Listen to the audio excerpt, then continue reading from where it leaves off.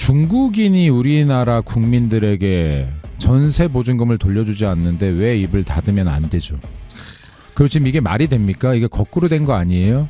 우리 국민들이 중국인들에게 이거 세를 사는 것도 심정적으로는 서러운데 이 보증금 못 받아서 쩔쩔매고 있으면 되겠습니까? 이거 국가가 어떻게 배상하실 거예요?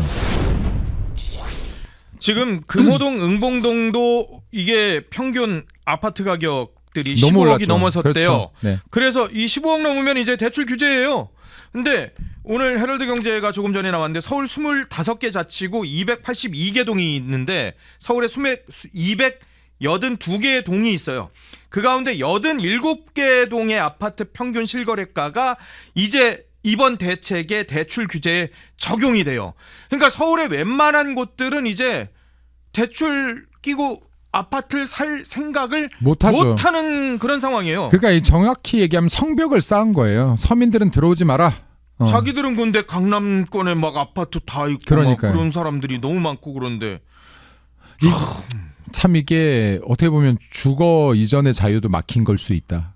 아니 어제 저희가 잠깐 소개드렸는데요. 부동산 전문가가 서울이 지금 평양과 같이 되고 있다라고 표현을 하셨어요. 그분 표현이에요. 선택받은 사람들만 들어올 수 있는. 그렇죠. 거주 이전의 자유도 그리고 허가받은 사람들만 들어올 수 있는. 그렇게 되는 상황이 그 표현을 정확하게 쓰셨었어요. 저희 TV 저기 조선일보 땅집고 TV에 나오셔가지고 이게 참 웃긴데요. 저한테 주변에 이제 제가 재테크 쪽을 그래도 좀 많이 아는 공부를 많이 한 사람이니 경제 쪽이나 그러니까 주변에서 집을 사도 되냐는 얘기를 윤석열 정권 당시에 많이 물어봤는데 사실 이 전체적인 흐름은 볼 수 있지만은 이 지금이 제일 싸다, 제일 비싸다는 누구도 맞출 수가 없잖아요. 그럼요. 근데 제가 불변의 진리는 하나 있다라고 했어요. 뭐요?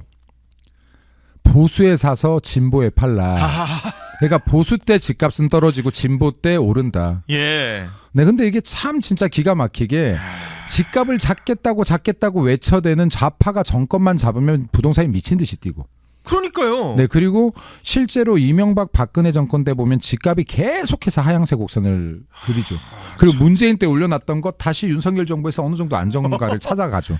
사실은 보수가 정권을 한 번 더 잡았다면 윤석열 대통령이 임기가 끝나고 보수가 한 번 더 잡았다면 사실 주택 가격이 상당히 안정화됐을 거예요. 네. 왜냐하면 이게 집값 잡는 법을 알고 있는 거고요. 네, 그리고 지금 부동산 정책을 계속 좌파가 이렇게 이념적으로 접근을 하거나 경제 박해 상식으로 접근을 하게 되면 계속해서 집값은 오를 수밖에 없을 것이다. 중국인 집주인이 보증금을 안 줘요라고 하소연하는 기가 찹니다. 진짜 기가 차. 이게 뭐냐면요. 대한민국에서 주택을 사들이고 임대를 하는 경우들이 있잖아요. 외국인들이. 근데 세입자들한테 전세금을 돌려주지 않는 외국인 임대인이 적지 않다는데 이게 외국인 임대인 채무자가 43명이래요. 국적별로는 중국이 27명으로 또 가장 많아요. 회수하지 못한 많네요. 채권 84억 5천. 이런 얘기하면 뭐라 그러는 줄 알아요? 아니 중국 사람이 많으니까 그런 건데 왜 너네는 그런 얘기를 해? 이렇게 얘기해요. 대한민국 윤석열 정권 때 전세 사기 사건이 터졌을 때 민주당 뭐 했나요? 뭐라 그랬죠? 국가에서 배상하라 했잖아요. 아, 국가에서 배상하라 그랬나요? 네, 그런 획기적 발상을 했었어요? 네. 그때 당시에 전세 사기를 당했던 분들 너무나 가슴 아프지만 민주당이 그거 갖고 또 한참 제 기억에 시위를 했었죠, 그거. 그러면서 여당에게 굉장히 큰 공격을 했었던 걸로 압니다.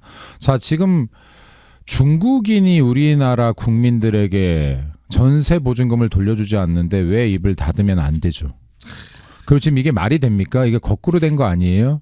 우리 국민들이 중국인들에게 이거 세를 사는 것도 심정적으로는 서러운데 이 보증금 못 받아서 쩔쩔매고 있으면 되겠습니까? 이거 국가가 어떻게 배상하실 거예요?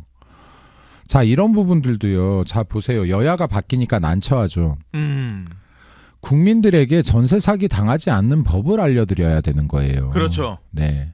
전세 사기가 어떤 경우에 일어나는지 보증금이 어떤 경우에 불안해지는지를 알려드려야 되는 것이고 그리고 지금 여기에 전세 큰 금액을 받을 때는 이거 진짜로 만약에 못 받게 되면 큰 타격이 되기 때문에 이게 은행들에서 이 주식 보증금에 대한 보험들도 있어요. 맞아요. 네, 그럼 이게 뭐 30만 원, 40만 원 정도 이게 당장은 적지 않은 돈이지만 그래도 띄는 것보다는 훨씬 더 안정적이니까 이런 부분에 대해서 국민들께서도 만약에 내가 전세 보증금에 대한 불안 요소가 있다라고 판단이 되면은 꼭 보증금에 대한 보험을 가입을 해라.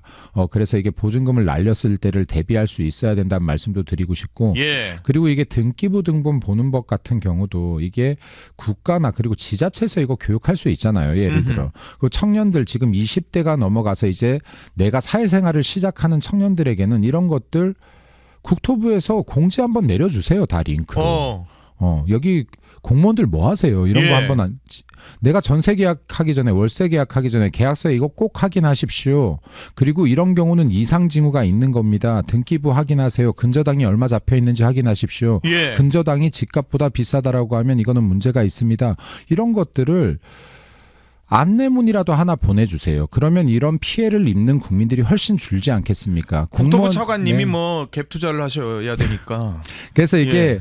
아주 작은 노력으로도 이런 국민들의 피해를 상당수 줄일 수 있는 방법들이 있으니 진짜로 국민들을 위해서 이런 사건이 터졌을 때 서로 핑퐁 치려고 하지 말고 예. 책임만 물으려고 하지 말고 진짜 대안을 조금씩 끄집어내면 좋겠다라는 말씀도 드립니다. 네.